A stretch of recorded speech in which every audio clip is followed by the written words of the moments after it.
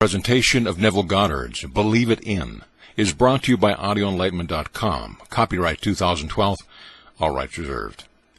Believe it in. The objective reality of this world is solely produced by the human imagination, in which all things exist. Tonight I hope to show you how to subjectively appropriate that which already exists in you and turn it into an objective fact. Your life is nothing more than the outpicturing of your imaginal activity, for your imagination fulfills itself in what your life becomes.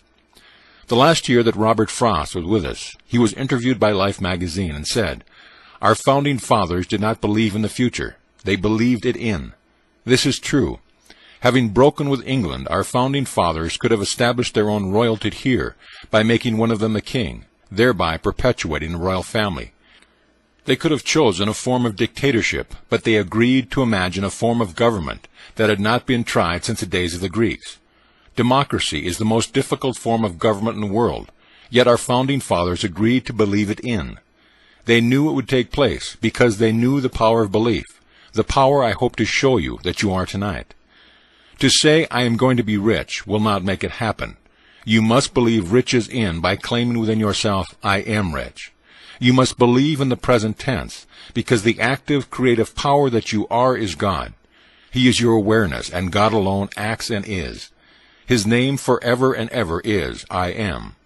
Therefore, he can't say, "I will be rich," or "I was rich," but "I am rich."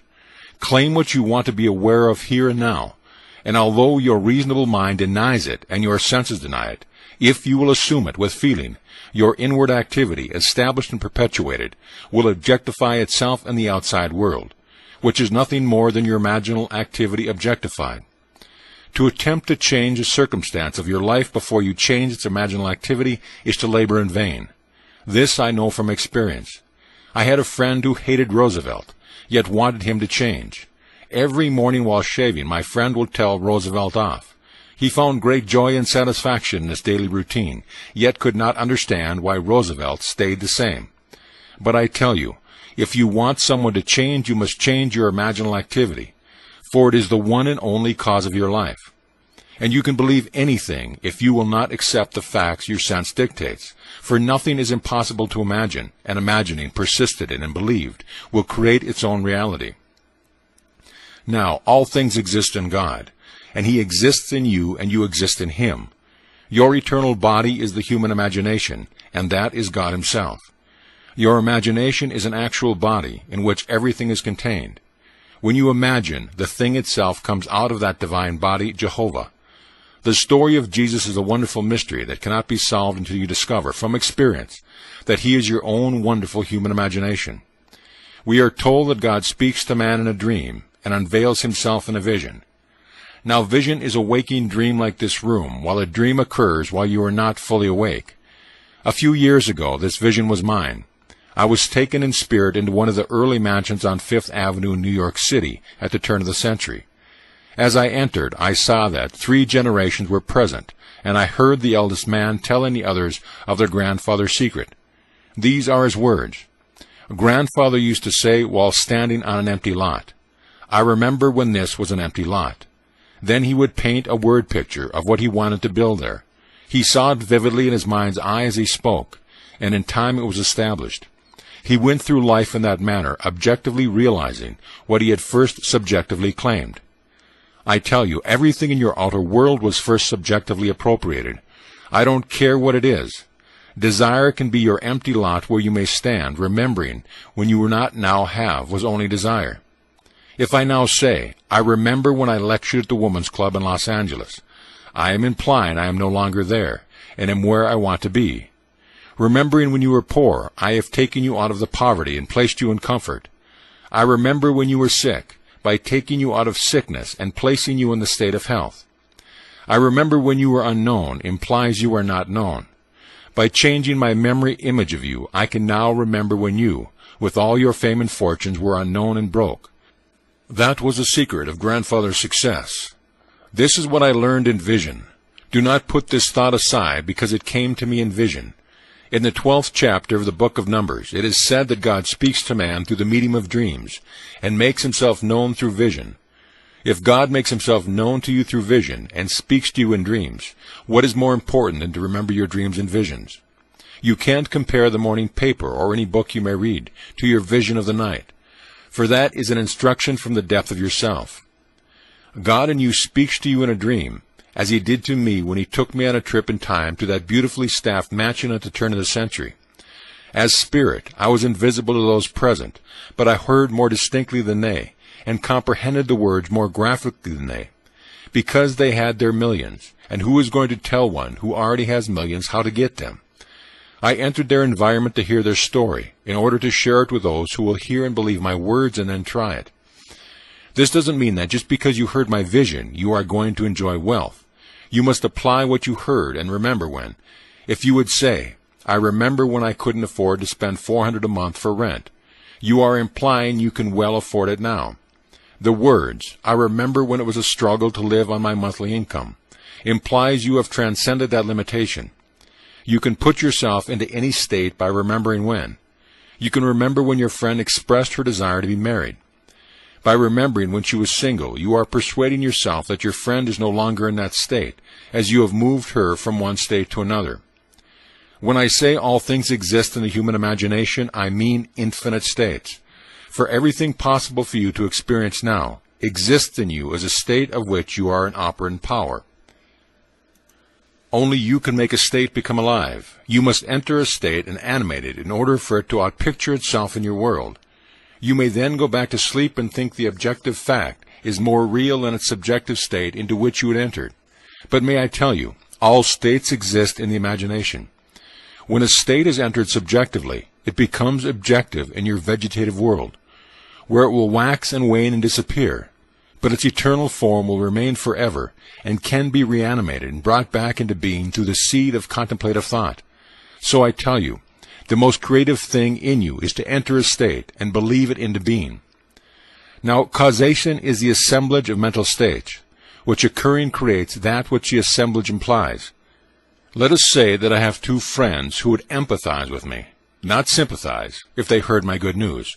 I put them together and listen, all in my imagination, as they talk about me and what has happened in my life. Being true friends, I hear their words of joy and see their happiness reflected on their faces. Then I will allow myself to become visible to them and feel their handshakes and embrace, as I accept their congratulations as a fact. Now I have assembled a mental state, which occurring created that which the assemblage implied. Therefore I am its cause. As I walk, firmly believing in the reality of what I have done, and that imaginal act becomes a fact, I may question myself as to how it came about. Then, remembering my imaginal act, I would say, I did it. If I did it, then did not God do it? Yes, because God and I are one. I am. Are you going to continue to believe there is another on the outside, or are you going to believe the great confession of faith, which I would urge you to accept? It's the great Shema. Hear, O Israel, the Lord of God, the Lord is one. If the Lord is one, he can't be two. Therefore, if his name is I am, and you say I am, you must be one with the Lord who brought you the world into being. Listen to these words. By faith we understand that the world was created by the Word of God, so that things that are seen were made out of the things which do not appear. Here we see that the Word of God is an imaginal activity, which joined by faith created the world. And faith is nothing more than a subjective appropriation of an objective hope. Now when you discuss your desire with me, you cannot see my imaginal act relative to you. If you tell me you need a job and I accept that thought, when I think of you I remember your need. But if I changed your words and heard you tell me you loved your job, I could remember when you needed one, for now my memory bank contains the fact that you have a job you like very much. And when we meet again, you tell me that you have it. You are only bringing confirmation of my imaginal creative act. Now, if imagination works this way, and it proves itself in the testing time and time again, what does it matter what the world thinks? It costs you nothing to try, and what a change in life it will produce for you. Try it, for you will prove it in performance. This may be in conflict with what you believe God to be. Maybe you still want him to be someone on the outside, so that there are two of you and not one. That's all right if you do, but I tell you, God became you, that there would not be you and God. He became you, that you may become God. If God became you, his name must be in you, and it is. For I ask you anything, you must first be aware of the question before you can respond, and your awareness is God. You may not be aware of who you are, where you are, or what you are, but you do know that you are. Aware of what your senses and reasons dictate, you may believe that you are limited, unwanted, ignored, and mistreated, and your world conforms your belief in your imaginal activity. And if you do not know that your awareness is causing this mistreatment, you will blame everyone but yourself. Yet I tell you the only cause of the phenomena of life is an imaginal activity. There is no other cause. If you believe in the horrors of the world as they are given to you in the paper and on television, your belief causes the horrors to continue. Believing the news of a shortage, you will buy what you do not need, blindly accepting the pressure to perpetuate an imaginal activity that keeps you frightened. All through Scriptures you are told to let not your heart be troubled, be not afraid and fear not. If fear could be eliminated, there would be no need for psychologists or psychiatrists. It's a bunch of nonsense anyway. Every day this branch of medicine changes their concepts, and they are always in conflict as to what a man's attitude towards life is. I say to everyone, the whole vast world is now in your human imagination, and you can bring any desire out of it by believing it into being. First you must know what you want, then create an image that fulfills it. Would your friends know and talk about it? Imagine they are with you now, discussing your fulfilled desires. You could be at a cocktail or dinner party that is being given in your honor. Or maybe it is a great get-together over tea. Create a scene in your mind's eye and believe its reality in. That invisible state will produce the objective state you desire. For all objective reality is solely produced by imagination. The clothes you are now wearing were first imagined. The chair in which you are seated. The room that surrounds you. There isn't a thing here that wasn't first imagined. So you can see that imagining creates reality. If you don't believe it, you are lost in a world of confusion. There is no fiction. What is fiction today will be a fact tomorrow. A book written as a fictional story today comes out of the imagination of the one who wrote it, and it will become a fact in tomorrow. If you have a good memory or a good research system, you could find today's facts. Not every fact is recorded, because not every thought is written, yet every person imagines. A man feeling wrongfully imprisoned and desiring to get even will disturb the world, because all things by a lie divine in one another's being mingle. You can't stop the force that comes from one who is imagining, because behind the mask he wears, you and he are one. Start now to become aware of what you are thinking, for as you think you imagine. Only then can you steer a true course to your definite end. If you lose sight of the end, however, you can and will be moved by seeming others. But if you keep your mind centered in the awareness of dwelling in your destination, you cannot fail. The end of your journey is where your journey begins. When you tell me what you want, do not try to tell me the means necessary to get it, because neither you nor I know them. Just tell me what you want, and I may hear you tell me that you have it. If you try to tell me how your desire is going to be fulfilled, I must first rub the thought out before I can replace it with what you want to be. Man insists on talking about his problems. He seems to enjoy recounting them and cannot believe that all he needs to do is state his desires clearly. If you believe that imagination creates reality, you will never allow yourself to dwell on your problems. For you will realize that as you do, you perpetuate them all the more. So I tell you, the greatest thing you can do is to believe a thing into existence, just as our founding fathers did. They had no current example of democracy. It existed in Greece centuries ago, but failed because the Greeks changed their imaginal activity. We could do that too. Don't think for 1 second we have to continue as a democracy. We could be under dictatorship within 24 hours, for everything is possible. If you like democracy, you must be constantly watchful to keep its concept alive within you. It is the most difficult form of government. A man can voice an opinion and stage a protest here, but in other forms of government he cannot. If you want to enjoy the freedom of a democracy, you must keep it alive by being aware of it. Now, if you keep this law, you don't have to broadcast what you want. You simply assume that you have it. For although your reasonable mind and outer senses deny it, if you persist in your assumption, your desire will become your reality. There is no limit to your power of belief, and all things are possible to him who believes. Just imagine what an enormous power that is. You don't have to be nice, good, or wise, for anything is possible to you when you believe that what you are imagining is true. That is the way to success. I believe any man who has been successful in life's venture has lived as though he were successful. Living in that state, he can name those who aided him in achieving his success, and he may deny that he was always aware of success, but his awareness compelled the aid he received. To believe your desire into being is to exercise the wonderful creative power that you are. We are told in the very first psalm, "Blessed is the man who delights in the law of the Lord. In all that he does, he prospers." This law, as explained in the Sermon on the Mount, is psychological. You have heard it said of old, "Thou shalt not commit adultery." But I say unto you, anyone who lusts after a woman has already committed the act of adultery with her in his heart. Here we discover that it is not enough to restrain the impulse on the outside. Adultery is committed the moment the desire is thought. Knowing what you want, gear yourself towards it, for the act was committed in the wanting. Faith must now be added, for without faith it is impossible to please God. Can you imagine a state and feel that your imaginal act is now a fact? It costs you nothing to imagine. In fact, you are imagining every moment in time, but not consciously. But may I tell you, if you use your creative power by imagining a desire is already fulfilled, when you get it, the circumstances will seem so natural that it will be easy to deny your imagination had anything to do with it. And you could easily believe that it would have happened anyway. But if you do, you will have returned to sleep once again.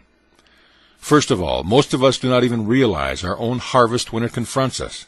And if we do remember that we have once imagined it, reason will tell us it would have happened anyway. Reason will remind you that you met a man, seemingly by accident, at a cocktail party, who was interested in making money. When he heard your idea, he sent you to see his friend, and look what happened. So really, it would have happened anyway. Then, of course, it is easy to ignore the law. But blessed is the man who delights in the law of the Lord. In all that he does, he prospers.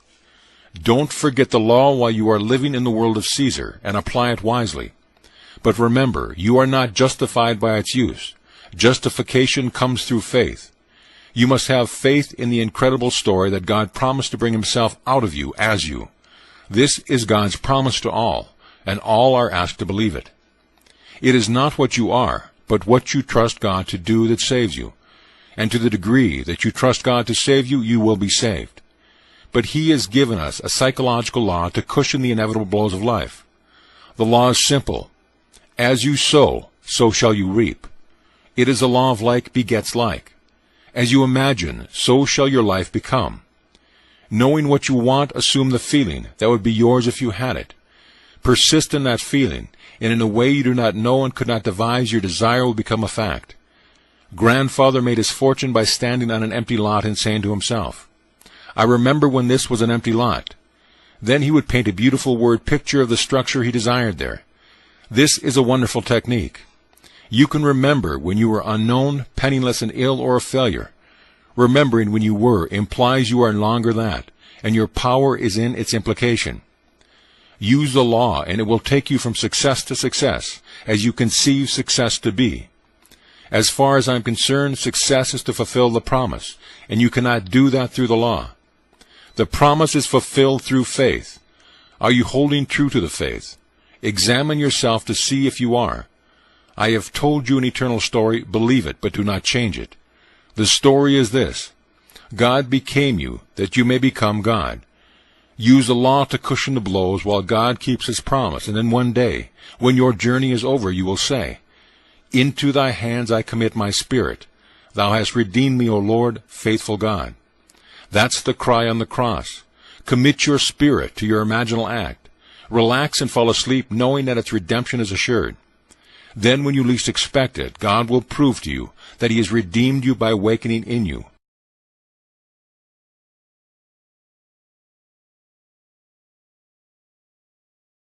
Presentation of Neville Goddard's Believe It In is brought to you by audioenlightenment.com. Copyright 2012. All rights reserved. Believe it in. The objective reality of this world is solely produced by the human imagination, in which all things exist. Tonight I hope to show you how to subjectively appropriate that which you already exists in you and turn it into an objective fact. Your life is nothing more than the outpicturing of your imaginal activity, for your imagination fulfills itself in what your life becomes. The last year that Robert Frost